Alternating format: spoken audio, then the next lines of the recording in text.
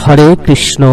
কুল কৃষ্ণ অনুরাগে ভক্তবৃন্দকে জানাই সুস্বাগতম। ভগবান শ্রীকৃষ্ণের অপার করুণার কথা আমরা প্রত্যেকেই অবগত। আমরা জানি ভগবানের চরণতল আশ্রয় করলে সবকিছু থেকে আমরা কিন্তু রক্ষা পাব। রোজ রাত্রেবেলা ঘুমোতে যাবার আগে শাস্ত্র মেনে আপনি যদি এই একটি কাজ করেন, তাহলে আপনার বহুদিনের বাধাপ্রাপ্ত হওয়া কাজ সহজে হয়ে যাবে এবং জীবন থেকে যত রকম বিপদ আপদ গ্রহ দোষ সব কিন্তু কেটে যাবে। আপনার জীবনে এমন হারে উন্নতি শুরু হয়ে যাবে যা আপনি নিজেও কল্পনা করতে পারবেন না। পারিপার্শ্বিক আপনাকে দেখে তো চমকে যাবে। শুধুমাত্র রোজ শাস্ত্র মেনে এই একটি কর্ম কিন্তু রাত্রেবেলা ঘুমোতে যাওয়ার আগে অতি অবশ্যই পালন করবেন। দেখুন, আমরা যখন বাইরে বার হই, আমরা কিন্তু কেউ জানি না আমাদের ভাগ্যে কি রয়েছে, আমরা ঘরে ফিরবো কিনা বা আমাদের আজকে কর্ম সফল হবে কিনা, আমরা কিন্তু কেউই জানি না। ভগবানের ইচ্ছায় কিন্তু আমরা চলি এবং ভগবানের ইচ্ছায় কিন্তু আমাদের সবকিছু সফল হয়।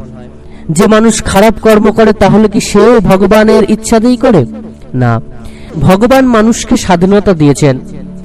কেউ যদি স্বর্গের পথকে বেছে নেন তাহলে তিনি স্বর্গে যান এবং স্বর্গ লাভ করেন, আর কেউ যদি নরকের পথকে বেছে নেয় তাহলে কিন্তু সেই মানুষ নরকের পথে চলবে, নরকে গিয়ে তার ঠাঁই হবে।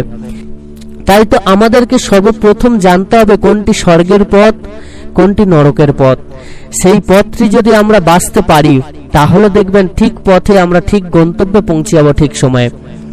কেননা আমরা যদি সঠিক পথ একবার বেছে নিতে পারি তাহলে সেই পথে চলতে চলতে এক সময় দেখবেন আপনি স্বর্গে পৌঁছে যাবেন এবং ভগবানকে লাভ করবেন। তাই তো সর্বপ্রথম আমাদেরকে পথ চিনতে হবে। এই পথ চিনতে গেলে আমাদেরকে কি করতে হবে না, এই পথ চিনতে গেলে আমাদেরকে আগে ভগবানের শ্রীচরণ আশ্রয় করতে হবে। তবেই কিন্তু আমরা সেই আসল পথটা বুঝতে পারবো, চিনতে পারবো, না হলে কিন্তু আমরা চিনতে পারবো না। রোজ রাত্রেবেলা ঘুমোতে যাওয়ার আগে আপনি যদি এই একটি কর্ম করেন, কি কর্ম করতে হবে না, ঘুমোতে যাওয়ার আগে আপনি ভগবানকে দু চোখ ভরে দর্শন করবেন এবং ভগবানকে দর্শন করে তার অমৃত নাম কিন্তু জপতে হবে। আপনি যদি রোজ রাত্রেবেলা 21 বার অমৃত মহামন্ত্র নাম হরে কৃষ্ণ নাম জপতে পারেন তাহলে কিন্তু আপনার জীবন থেকে সকল প্রকার বাধা বিপত্তি গ্রহদোষ কেটে যাবে। আপনি দিনের যখনই সময় পাবেন তখনই কিন্তু এই নাম জপতে থাকুন, দেখবেন ভগবান আপনার মঙ্গল করবে এবং আপনার জীবনে যত রকম বাধাপ্রাপ্ত কাজ রয়েছে সেগুলিতে আপনি সফল হবেন।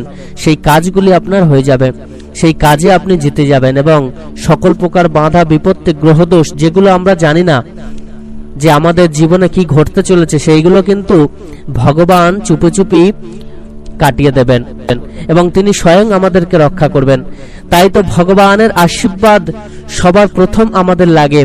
ভগবানকে ছাড়া আমরা কিন্তু চলতে পারবো না। আমরা যদি ভগবানের সাধন ভজন না করি তাহলে কিন্তু আমরা সঠিক পথকে বাঁচতে পারবো না। এই জগৎ সংসারে দেখবেন দু রকমের মানুষ রয়েছে, কেউ দেখবেন সৎ মানুষ, কেউ অসৎ মানুষ। কেউ অসৎ পথকে বেছে নিয়ে নরকগামী হচ্ছেন, আবার কেউ সৎ পথকে বেছে নিয়ে স্বর্গগামী হচ্ছেন। তো আমাদেরকে আগে চুজ করতে হবে আমরা কোন পথের পথিক হব। আমরা যদি নিজেরাই ভাবি যে নরকে ঠাঁই নেব তাহলে আমরা অসৎ পথকে অবলম্বন করব।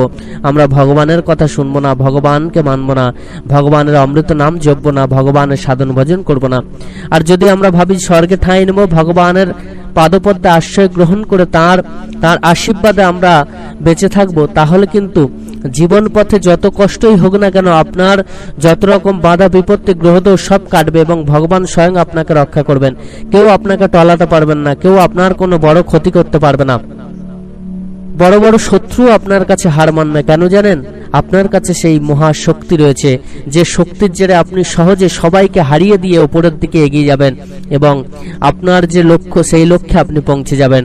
কেউ আপনাকে আটকাতে পারবে না। যত চেষ্টাই করুক না কেন আপনি কিন্তু জীবনে সফল হবেন এবং আপনার বাঁধা কাজ কিন্তু হয়ে যাবে। তাই প্রত্যেকে অতি অবশ্যই রাত্রেবেলা শোবার আগে ভগবানের অমৃত নাম জপতে থাকুন। কম করে 21 বার ওই অমৃত নাম জপতে থাকবেন, তাহলে আপনার জীবন থেকে সকল প্রকার বাধা বিপত্তি সব দূর হয়ে যাবে। ভগবানের শ্রীচরণে প্রার্থনা করে আপনার মঙ্গল করুন। ভগবানের অমৃত নাম যত আপনি করবেন ততই কিন্তু আপনার জীবনে সফলতা আসবে। সকলে খুব ভালো থাকবেন, সুস্থ থাকবেন, সুন্দর থাকবেন। ভগবান আপনাদের প্রত্যেকের মঙ্গল করুন। ধন্যবাদ।